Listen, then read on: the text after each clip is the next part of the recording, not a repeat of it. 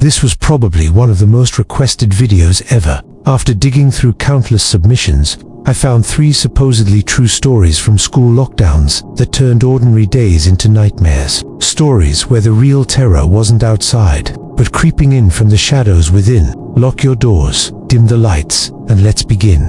It was a Tuesday afternoon in a small town high school when the intercom crackled to life. Lockdown, this is not a drill. Stay silent. We huddled in our history classroom, lights off, blinds drawn tight. At first, it was just the usual nerves rumors of a suspicious car in the parking lot. But then, a whisper, faint, like wind through cracked glass, coming from the air vents. The teacher shushed us harder, but the whisper grew.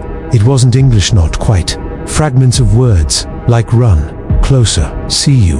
One girl swore it was her dead brother's voice, lost in a car crash years ago.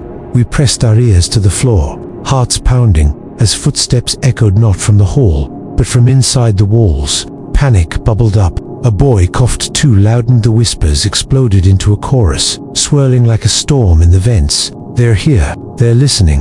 The lockdown stretched on, but the real threat wasn't the intruder outside. It was whatever had been waiting in the building all along. When the all-clear finally came, we fled. But some say the whispers followed them home. Story 2 comes from a middle school in the Midwest. Late fall, the lockdown hit during lunch. Active shooter reported nearby. We barricaded in the gym storage room, surrounded by dusty mats and forgotten equipment. That's when we saw him, a tall figure in the doorway's sliver of light, pushing a mop like it was the end of a shift. Old man Hargrove, the janitor who'd retired a decade ago. Heart attack in the boiler room. But there he was, humming an off-key tune, his shadow stretching too long across the floor. We froze as he mopped closer, the squeak-squish echoing like bones grinding. One girl whispered she'd seen him the week before, vanishing into a wall.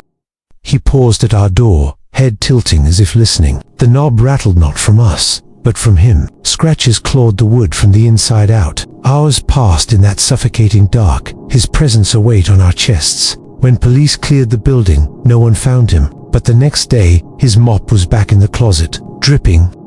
Our final story unfolds in an old art room during a spring storm. Lockdown for a perimeter breach. Someone jumped the fence. We sheltered amid easels and drying paints, the rain lashing windows like angry fists. Then, the paintings, they shifted. A portrait's eyes followed us. A landscape's trees twisted into reaching. The girl who'd painted the portrait swore it was just a still life. But now the figure inside clawed at the canvas, ink bleeding into the air like smoke. Whispers from the mural's children's drawings of monsters that weren't there yesterday. One canvas tore open, a hand emerging, cold and slick with oil paint. The lockdown dragged, thunder masking our screams as the room came alive. Paints swirled into shapes, faces from forgotten student projects, eyes pleading or accusing. We smashed frames, but the shards reformed, cutting deeper than glass. Escape felt impossible. The art knew our fears and painted them real.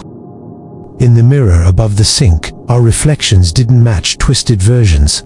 Mouths moving out of sync, whispering secrets we never told. The all-clear blared, but as we ran, one painting clung to the wall, a perfect likeness of the class, frozen in eternal lockdown. These stories remind us, schools aren't just buildings. They're vessels for the unspoken, the unresolved. What hides in the vents, the shadows, the strokes of a brush. If you've got a tale from a lockdown that chilled you to the bone, submit it below.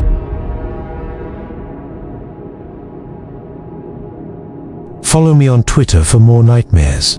Stay safe out there, and listen closely.